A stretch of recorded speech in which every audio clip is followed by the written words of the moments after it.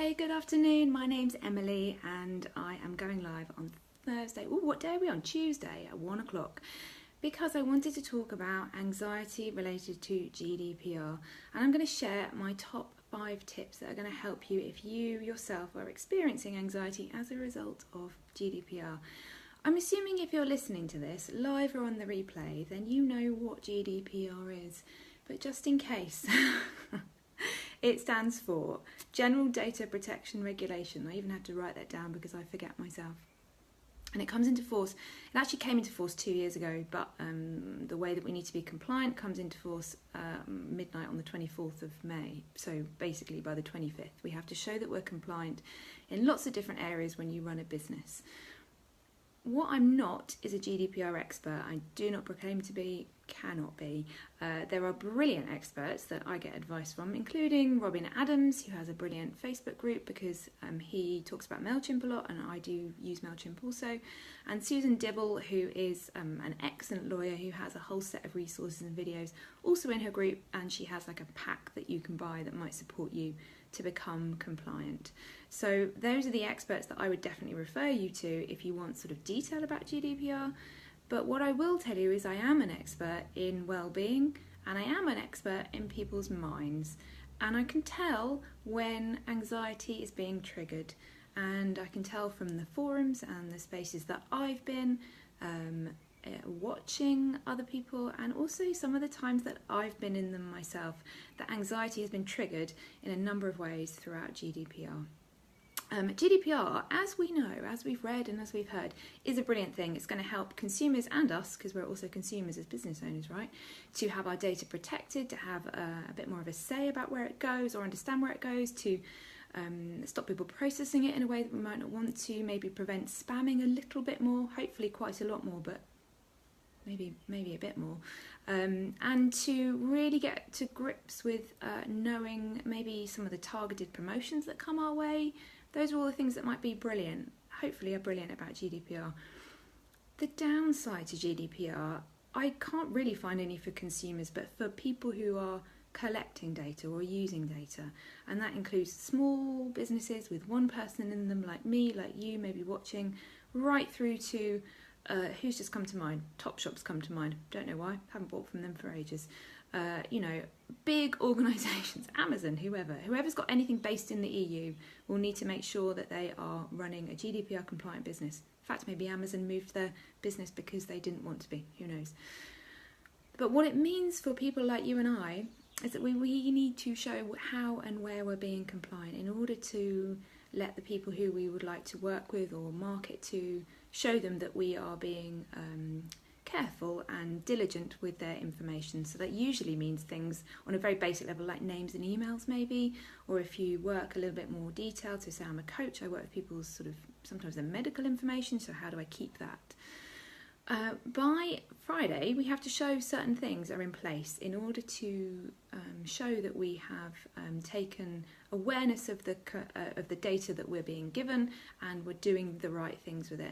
As you can imagine, for small businesses, particularly ones who only have themselves and don't have much infrastructure and may not have a lot of resource, particularly in terms of money, this can be quite a big task to carry out. As you can probably experience yourself, if you're watching this and you're interested, I'm guessing it's because you may be going through this too. You are also running your business alongside of this, and it's been a huge administrative, let's say, issue to try and manage this as well.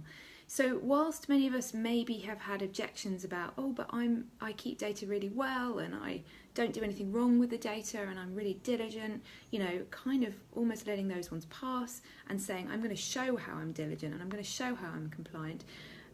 Even if we've got to that point, we still have to be able to do that. So the administrative time that's taken and a lot of the effort can mean that it's taken quite a bit from us and our businesses. I know for the last sort of month or so, it's been in the background for me quite actively, and it's been something that I've spoken to a lot of people about. So it's taken more time in conversations, more time in processing information, more time in maybe reading through Facebook groups where you maybe haven't got your question answered. Lucy, hello, nice to see you. More time in going back to websites that you might have accessed before, bookmarking them to know that they're there, more time in your files even knowing where GDPR information is, let alone where you've put the data that you're trying to protect. More time in understanding how you process manual information, which is different to how you process it on your computer. As you can see, kind of the list goes on. And all of those things take not just a tick box to say you've done them. When you've got the tick box done, you've probably got to go away and do some kind of amount of work on it, which might be, I would say, the least amount you probably have to have done is like half an hour of a bit of reading and changing something on a document. Probably the most you're finding is a good few hours, maybe a good few days of trying to do something.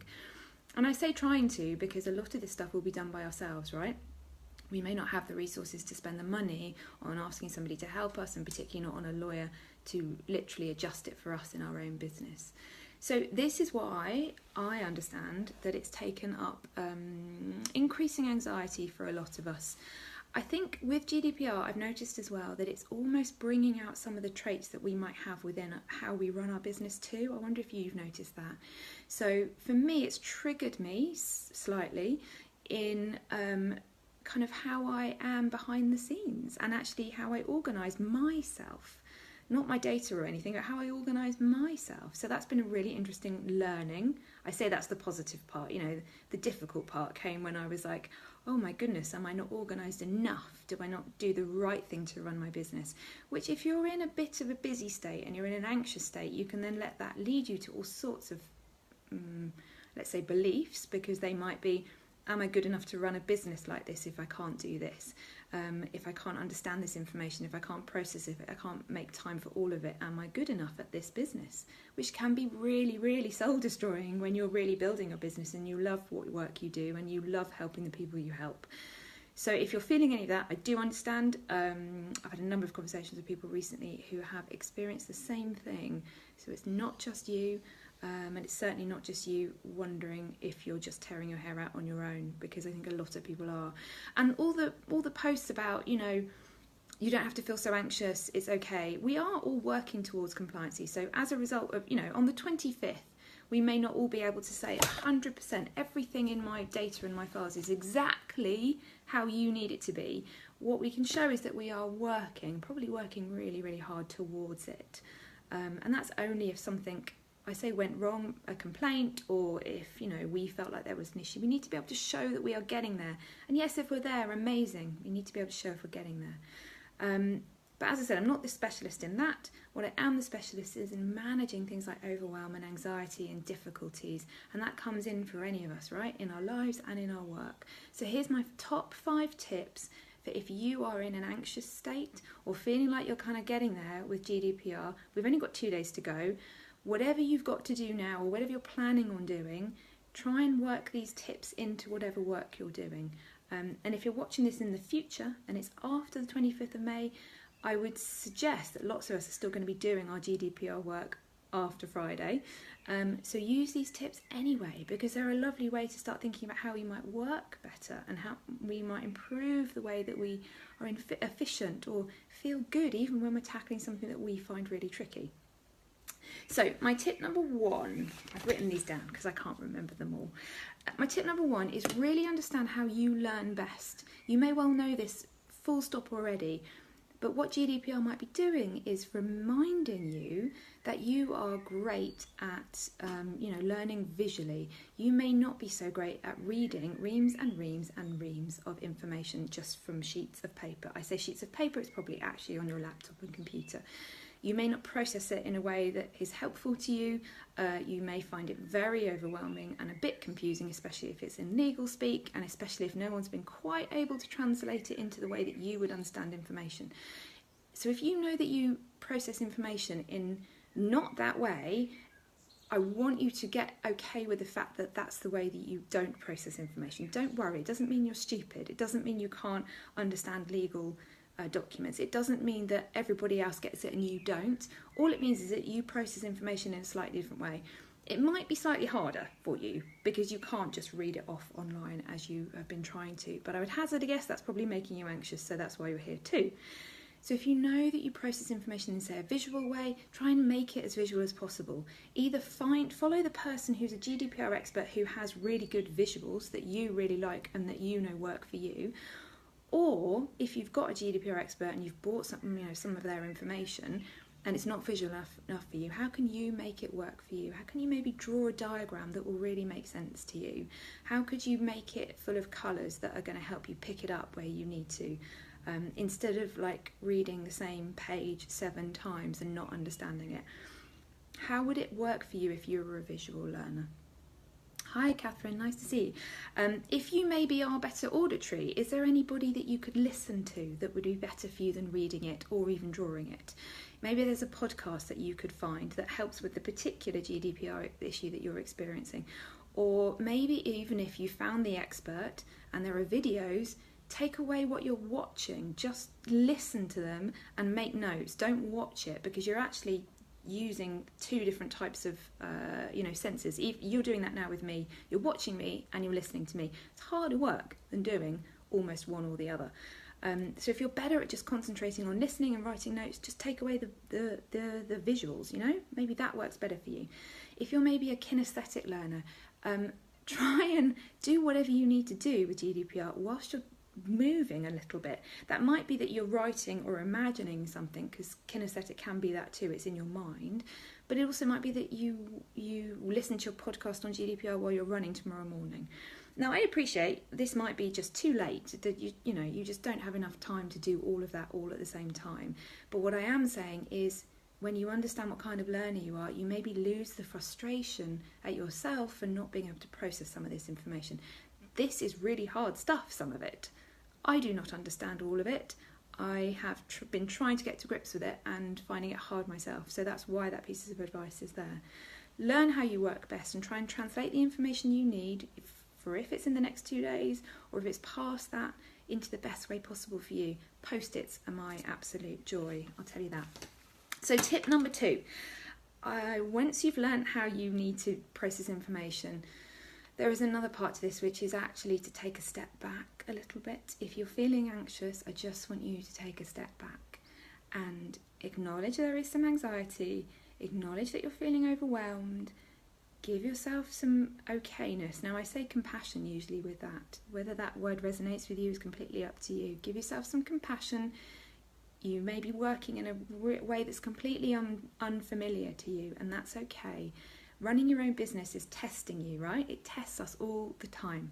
So understanding that this is just another version of a test in you running your business, and I get that it's a big legal one, and I get that it's not frivolous, and I get that it's not to be, just quaffed at and say, well, I can't do it, so I'm not going to do it. It's just, we're always learning and running our businesses. So take a step back, take a breath, give yourself compassion. The fact that you're anxious probably means you're the kind of person who wants to do something really well. And acknowledge that you may need to pull back on some of your perfectionism. That could be the case. I don't mean so that you don't care about a policy or so that you don't do something completely when it's really important. What I do mean is there is only a certain amount of time left in the day, and you can only do so much, probably alongside seeing a client or trying to sell something in a product, or so just acknowledge that you're in overwhelm, and it's all right if you are. Try and do one thing at a time when you do sit down to do it. This is still tip number 2. Do one thing at a time, close all your other tabs down, give yourself whatever atmosphere you need to do, and just be in the moment for half an hour with whatever task you're doing. Don't worry about the next one, don't worry about the other GDPR task you've just done, or the 7 you have to do tomorrow, or the 14 you need to do next week. Just do the one right now. And that's a beautiful kind of lesson about working, right? Just stay focused on what you are in. Be in it as much as possible, and then come out of it when you've done it and let it be there. So that's tip number 2. Take a step back. If you're in overwhelm, it's okay. Give yourself compassion, take a breath, and just focus on one thing at a time. Tip number 3 is try not to look back. If you've got advice or you've taken some action that you maybe regret, or that you are annoyed about, or that you really can't get over, that might be you've had to delete your whole database. It might be that you have had to make a really tough decision about, kind of coming off certain platforms, and that means it's really hard for your business. If you've had to decide that you can't work with something or someone because they won't be GDPR compliant. I understand how frustrating those things might have been, but try and draw a line in the sand and move forward from it. What will it mean you can now do? I realise it may have cost you time, it may have cost you money, it may have cost you anxiety, but you can't now do anything about that. And even if the information was slightly wrong at the time, you've done it already. So put it in the behind you, move on, come into the present moment and move forward from it, and acknowledge you can work with what you've got now. That's all we can do. So that was tip number 3. Tip number 4, really useful one. Buddy up with someone. Find someone who's got a similar business to you, who's maybe at a similar stage, and see if you can talk to them about it. Try and do, I would say, fairly small groups, or maybe just 2 of you, so you can really get into each other's issues. Again, this may not be you may not have time for this all in the next few days, but this is about understanding what you still need to do, perhaps, or what you can do in the next few days. Find someone who's saying, I've got a similar issue, and talk about it with them. Not so that you're each becoming a GDPR expert, because you probably won't be, but so that you can help get the administrative side done. That's what most of us are panicking about, right? It's the administrative side. It's like, okay, I've got my list, I've got my 12 things I need to do, but my goodness, there's 79 actions on that list now, and I just have to get them done. Find someone who's maybe at a similar stage, who's got 78, and help each other with them. That might mean quick Skype calls, it might mean quick messages to each other. I'm going to spend 10 minutes doing this, do you want to do it online with me? It might mean actually arranging to meet up. It might mean having a weekly chat from here on into July that really helps you get some of the things you need to do still in the background. That buddy needs to be someone that you trust and that you're able to just be honest with and just say, you know what, I'm feeling anxious about this too, can we help each other? Tip number 5 is just acknowledging your triggers and your weaknesses. And that's really hard in business, right? So it triggers around your anxiety might be, actually, I get triggered when I'm tired, I get triggered when I'm hungry, I get triggered when I am in overwhelm. And actually GDPR is probably doing lots of those things to us. We've got lots of things to do, we've got lots of things to process. We may be working longer hours because we're doing it outside of all the rest of our business. And that will trigger things in us that can be quite difficult. That can trigger anxiety and panic and worry and stress, actually. I think what it is a really good thing to do is then see, okay, this is happening for me, but how can I use this and build my resilience as a result? How can I make sure that I can say, this is part of me running my business, and I will build my resilience in running my business? As I said, GDPR is bringing up a lot for lots of us, and it isn't always just about GDPR, it's how we run our businesses. So how can we use this opportunity when we are in less overwhelm, and also to help us feel less overwhelmed, that we can increase our resilience? So just remember, there might be triggers, so stay hydrated. Just make sure that you aren't tired when you're sitting down to do a task, because that's going to be the worst thing. If you are feeling in panic mode and it's too much, I want you to stop right this second. No one can concentrate on anything if they're feeling that way. It's no good to say, I just need to push through this, I just need to push through this. You'll probably panic even more, your body will be wound up, and you will say to yourself that you maybe missed stuff. Try and pull away even for 10 minutes and then come back and sit down with a fresh view about what you need to do. Perhaps you've found your buddy, perhaps you've posted something on a forum, perhaps you've allowed yourself to see that a part of a paragraph wasn't relevant to you and therefore you didn't need to understand it anyway. All of those things can happen when we get clarity, when we aren't in it quite so much. Continue to do your best and know your limits. This is all still part of number 5, and then we're going to round off. If you can afford admin help, find some, whatever that means for you. If you can't afford it, but you can divert some money into admin help, maybe that's what you need to do. If you can't afford it full stop, then take these tips and make sure that you follow them so that you feel like you're in control. Not so this whole thing is controlling you and that you're overwhelmed and it's sort of, causing you more anxiety. There is no reason to feel like you can't run a business just because of GDPR. There's no reason to feel like this has to defeat you, and there's no reason to feel like you can't manage any of this. The things you have to do, there's quite a few of them, no one's going to deny that, but they are not things that you have to spend hours and days and days and days translating them. There will be ways that you can find that you can make it work for you in your business. So legally, working towards compliancy, there will be some people who will say, no, you have to, everything has to be done by the 25th. And there's also different opinions on that too, so that's why things are really hard. There's been differences of opinions about how to get reconsent. There's been differences of opinions of interpreting the law, about how to do things. So follow what you know your best diligence is. Accept that that's what you're doing and do the task that you need to do. Don't worry about looking back on any of it either. And finally, I'm going to end with just a beautiful phrase. And actually, Kate, hello, I see that you're here. You'll know this. My lovely, lovely compassion meditation. I'm just going to read this for you now. So if you're feeling anxious about GDPR, just remember that you can come out of overwhelm, and there is another way that you can manage this, which is just to feel a little bit calmer about it. I don't mean it's going to take any of the stuff you have to do away. I just mean we can remove the overwhelm. We can remove the feeling of anxiety. And you can say to yourself, may I be happy, may I be peaceful, may I be healthy, and may I live and work with ease. Because surely that is what we are all working for anyway. What a pleasure to be with you here today. I hope that's helped. I would love to know if this has been supportive for you, and if you like the video, then do like it and share it with any of your friends who might also appreciate just some support with anxiety and GDPR. Hope you have a lovely rest of your day.